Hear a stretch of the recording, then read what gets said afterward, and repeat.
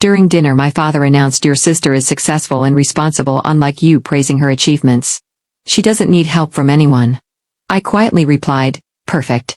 Then my $4,000 monthly transfers can stop today. The golden child panicked. Your sister is successful and responsible, unlike you. My father Raymond announced during dinner, raising his wine glass toward Isabella. She doesn't need help from anyone. I sat there at the dining table in our family home in Denver, Colorado, feeling the familiar sting of his words. The candlelight flickered across Isabella's smug smile as she basked in Raymond's praise. She looked stunning as always, her designer blouse perfectly coordinated with her expensive jewelry. Everything about her screamed success. Isabella climbed the corporate ladder through hard work, unlike your freelance dabbling, Raymond continued, his voice filled with pride. Look at her apartment, her car, her wardrobe. She's completely self-reliant. I quietly cut into my roast chicken, keeping my expression neutral. 2 years of these dinner conversations had taught me to stay silent, while Raymond celebrated Isabella's supposed achievements and dismissed my work as worthless computer games. She's making real money in retail management, he went on. Not like Hannah, sitting at home playing around on computers all day. Isabella beamed at the comparison. Thank you, Dad. I've worked really hard to get where I am. It feels amazing to be financially independent. I nearly choked on my water. Financially independent? The woman who had begged me for $4,000 just last week for her credit card payments? Excellent, I said quietly, setting down my fork. Then she won't need my $4,000 monthly support anymore. The words hung in the air like smoke from an extinguished candle. Isabella's confident smile disappeared instantly, replaced by a look of panic. Raymond stopped mid-chew, his eyebrows furrowing in confusion. What did you just say? He asked slowly. I said Isabella won't need my monthly transfers anymore, since she's so successful and independent. I kept my voice calm, watching my sister's face drain of color. Isabella's mouth opened and closed like a fish gasping for air. She had spent 2 years building this image of corporate success while secretly living off my earnings. Now her carefully constructed facade was crumbling with just one sentence. Hannah, we agreed to keep that private. Isabella whispered desperately, her voice barely audible. Keep what private? Raymond demanded, looking between us with growing alarm. The room felt charged with tension. I could see Isabella calculating how much she had to lose if the truth came out. Her entire identity as the successful daughter, the one Raymond was proud of, the one who didn't need family help, was about to shatter. This was the moment I had been unconsciously waiting for. 2 years of being dismissed, 2 years of watching Isabella take credit for a lifestyle I was funding, 2 years of Raymond's constant criticism of my work. The golden child was about to fall from her pedestal, and I was the one holding the rope. My name is Hannah Martinez, and I'm 32 years old. For the past 4 years, I've been running a successful e-commerce business from my modest apartment in downtown Denver. While my family sees me as an underachiever who plays around on computers, I've quietly built an empire selling specialty outdoor gear through multiple online platforms. My business, which I call Mountain Peak Essentials, started small but has grown beyond my wildest dreams. I source high-quality hiking and camping equipment from manufacturers across the country and sell them through my own website, Amazon, and several other platforms.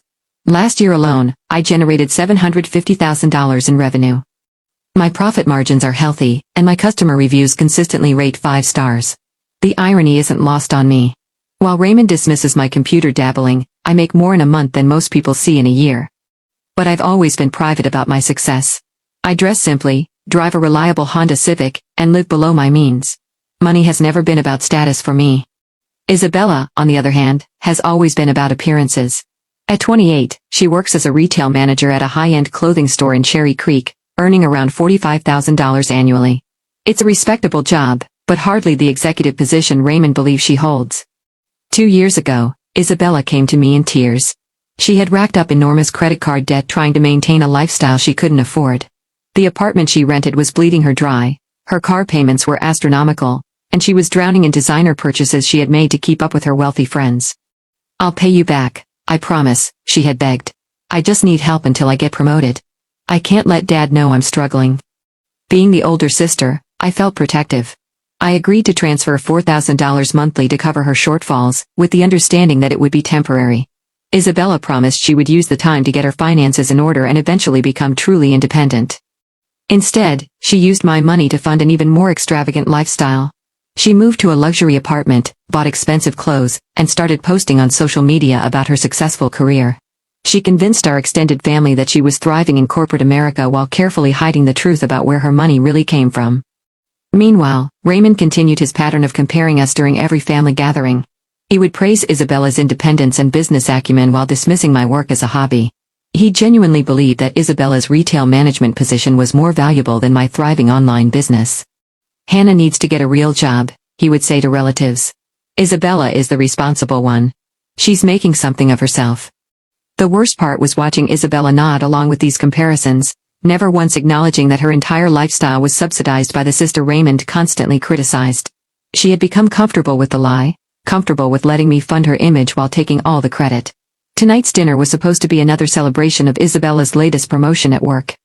Instead, it was about to become the night when the truth finally came out.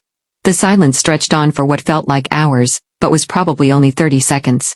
Raymond set down his fork and stared at me with the expression he usually reserved for discussing my disappointing life choices. Hannah, explain what you mean by monthly transfers, he said slowly. Isabella shot me a desperate look across the table. Dad, it's not what it sounds like, she began, but her voice lacked conviction. $4,000, I repeated clearly. Every month for the past 2 years, $96,000 total to cover Isabella's rent, car payments, credit cards, and shopping habits. Raymond's face went through several color changes, from confusion to disbelief, to something approaching anger. That's impossible. Isabella makes good money at her management position. She makes $45,000 a year managing a clothing store, I said matter-of-factly, which is a perfectly respectable salary, but not nearly enough to support the lifestyle she's been living. Hannah, please stop, Isabella whispered, tears starting to form in her eyes, but I was done protecting her image. Her luxury apartment costs $2,800 a month. Her car payment is $600.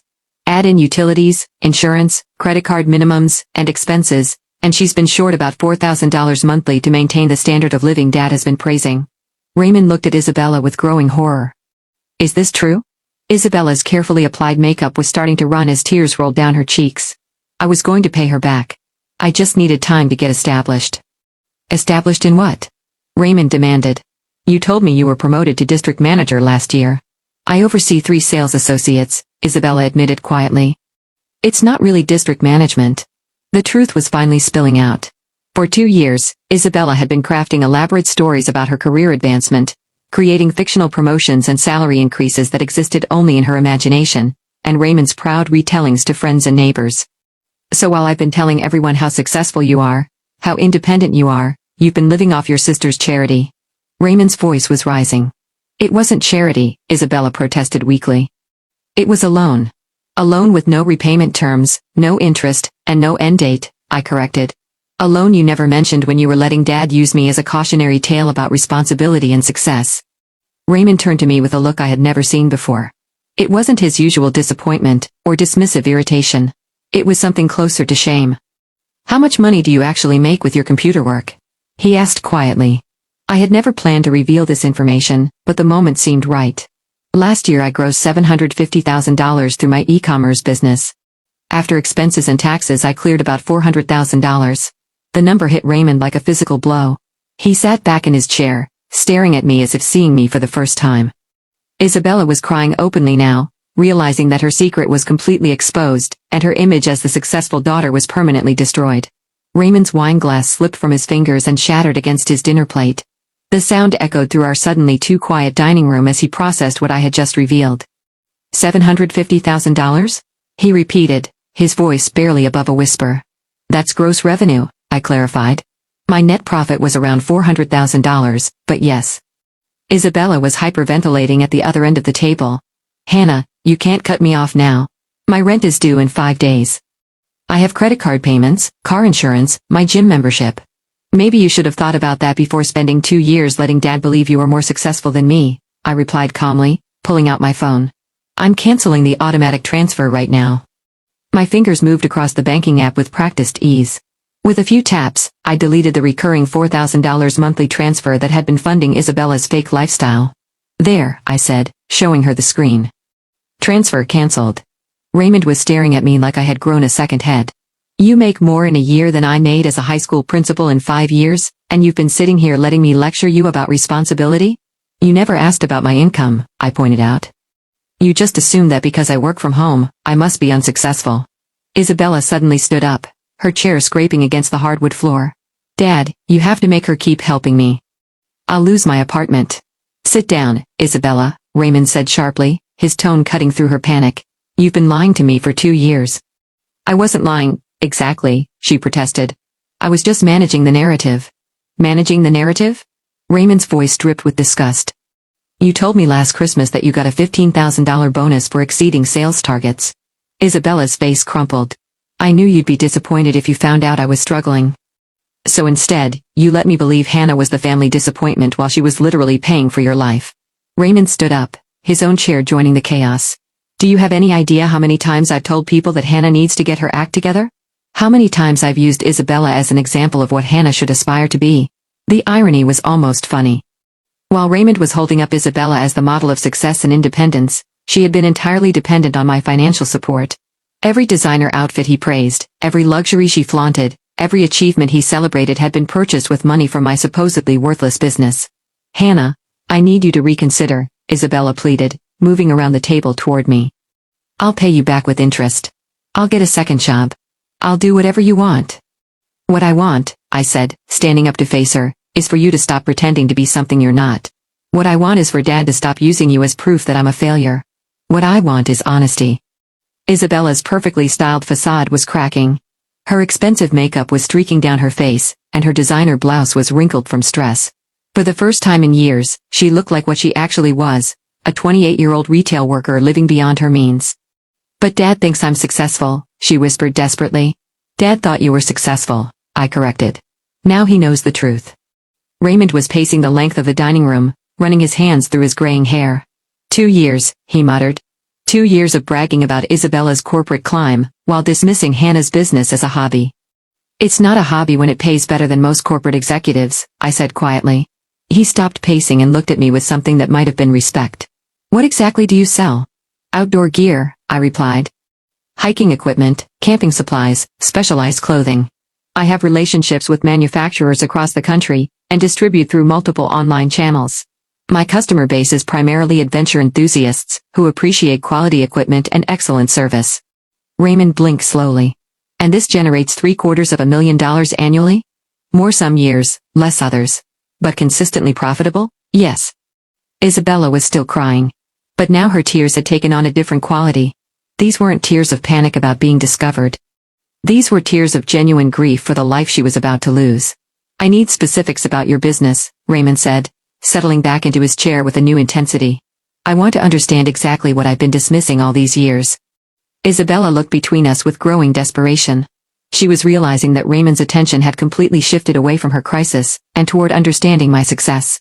I started Mountain Peak Essentials 4 years ago, I began. I noticed a gap in the market for high-quality outdoor gear that wasn't outrageously expensive. Most camping equipment is either cheap garbage that breaks after one trip, or luxury items priced for trust fund kids.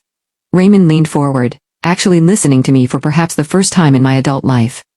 So I researched manufacturers, built relationships with suppliers who produce equipment for major brands, but also do private label work. I created my own line of products that match the quality of premium brands, at roughly 60% of their retail price. And people actually buy this stuff online? Raymond asked. Dad, camping and hiking are massive industries, I explained. People spend billions of dollars annually on outdoor recreation. The problem is that most gear companies focus on extreme athletes or casual weekend warriors. I target serious enthusiasts who want professional-grade equipment, but don't want to pay luxury prices. Isabella was scrolling frantically through her phone, probably calculating her monthly expenses, and realizing how quickly her world was about to collapse. My average order value is around $250. I continued. I process roughly 1,200 orders per month across all platforms. My gross margin runs about 40% after product costs, but before marketing and overhead. Raymond was doing math in his head. 1,200 orders times $250 is $300,000 monthly. Times 12 months? $3.6 million in gross revenue. I finished. But that's been my peak year. I told you last year's numbers, which were more typical.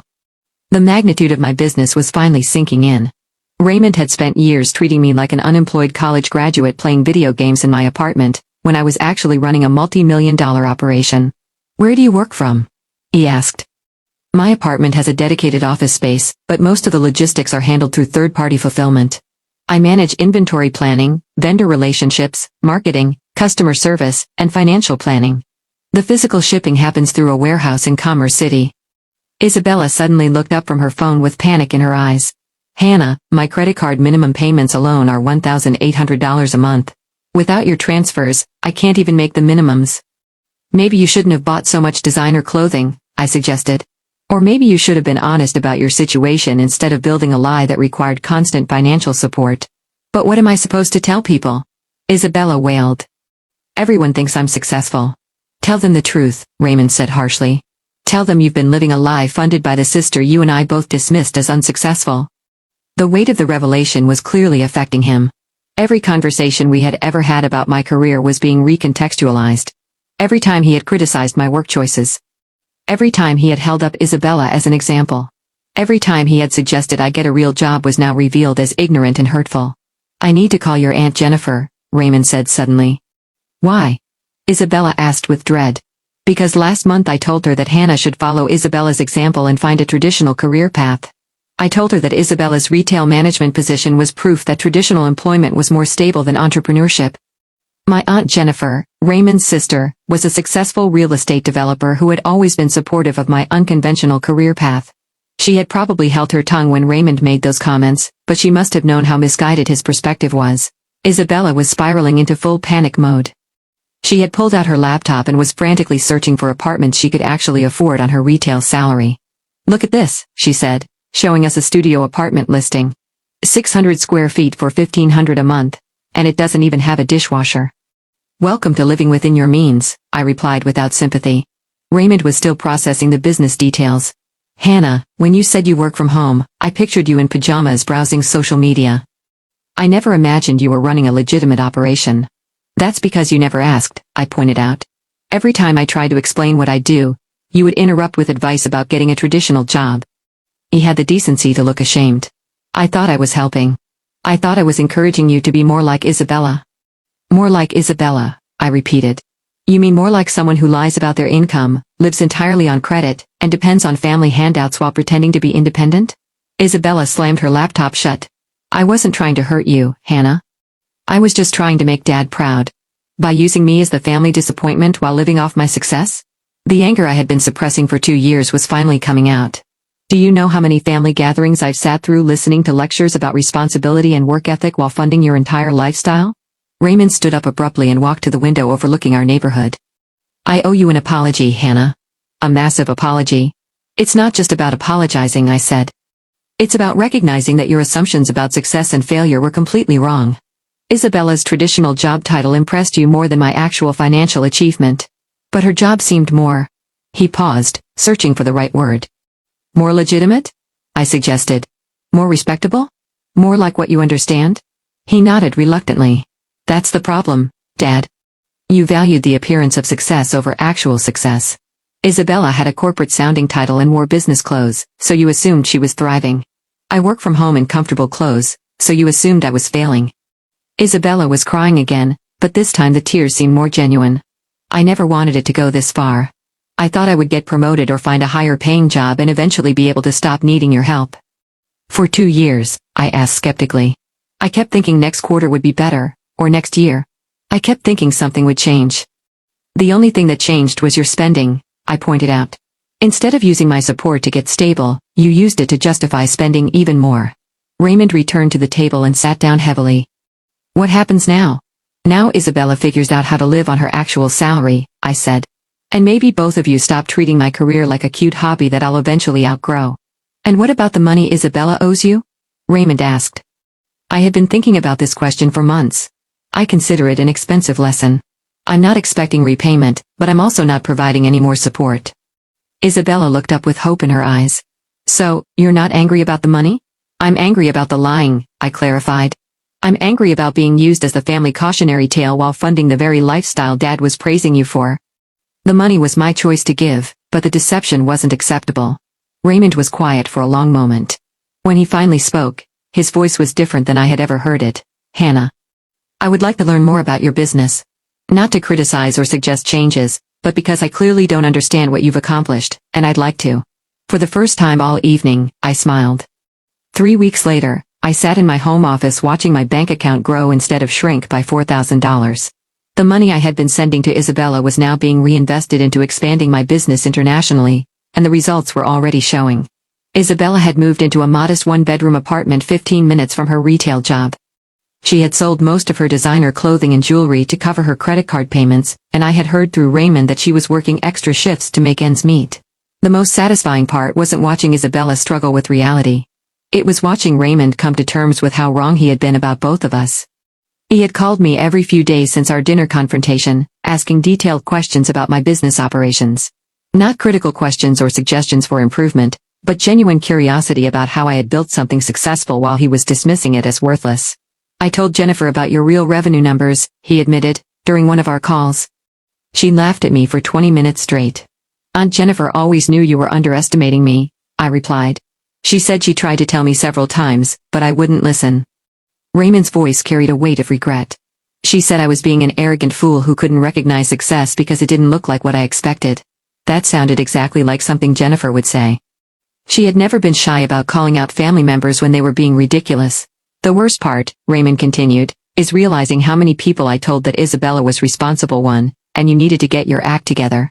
I was bragging about her corporate success to everyone. And now? Now I have to figure out how to explain that everything I said was wrong. That the daughter I was criticizing was actually more successful than I ever dreamed, and the daughter I was praising was living in a fantasy funded by her sister's generosity. The reversal was complete." Raymond's entire understanding of his daughters had been flipped upside down, and he was struggling to reconcile his assumptions with reality. The most dramatic consequence came when Isabella's carefully constructed social media presence began to crumble. She had built an enormous following by posting photos of her luxury lifestyle, her designer outfits, and her expensive apartment. Her social media fed the narrative that she was a successful young professional living her best life. Without my financial support, that content stream dried up immediately. She could no longer afford the designer pieces that had been central to her online image. Her luxury apartment was gone, replaced by a modest space that didn't photograph well. Her expensive dinners and shopping trips became memories. Her followers began to notice. Comments on her posts shifted from admiration to concern. "Where have you been? Are you okay? Your content has really changed lately." Isabella tried to maintain the facade for a few weeks, posting throwback photos and recycling older content. But eventually, people started asking direct questions about her apparent lifestyle change. The final blow came when one of her former co-workers, someone she had probably bragged to about her corporate success, commented publicly asking about her big promotion. That never seemed to have happened. Isabella's social media presence, which had been built entirely on the lie of her financial success, became impossible to maintain once the truth was revealed. She eventually made her accounts private and stopped posting altogether. Meanwhile, Raymond had begun telling people the truth about my business success. It was awkward for him, having to explain that he had been wrong about both of his daughters for years. But he seemed committed to making up for his mistakes by giving me the recognition I had earned. "I'm proud of what you built," he told me during one of our conversations. "I'm ashamed that I couldn't see it when it was right in front of me." Those words meant more to me than all the money I had ever made.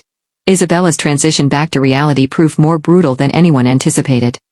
Within 6 months of losing my financial support, she had been forced to declare bankruptcy, unable to manage the credit card debt she had accumulated while living far beyond her means. The luxury apartment, designer wardrobe, and expensive car were all repossessed or sold, leaving her with barely enough furniture for her small studio apartment. Her social media followers, who had admired her seemingly glamorous lifestyle, began to distance themselves once they realized her success had been entirely fabricated. Former friends stopped inviting her to expensive social events she could no longer afford, and dating became complicated when potential partners expected the affluent woman her online presence had portrayed. Raymond faced his own social embarrassment when family members and neighbors learned that he had spent years criticizing his actually successful daughter while praising the one who had been living on borrowed money and borrowed time, forcing him to confront not only his favoritism but also his fundamental misunderstanding of what constituted real achievement versus mere appearance. As I reinvested the recovered $4,000 monthly into expanding Mountain Peak Essentials into European markets, I realized that Raymond's years of dismissive comments had inadvertently become the fuel for my determination to prove that success comes in many forms, not just the traditional paths he understood and valued. The greatest victory wasn't watching Isabella face the consequences of her deception, but rather witnessing Raymond finally recognize and respect the business empire I had built while he was looking the other way, teaching me that sometimes the most satisfying revenge is simply allowing the truth to speak louder than the lies that once defined you.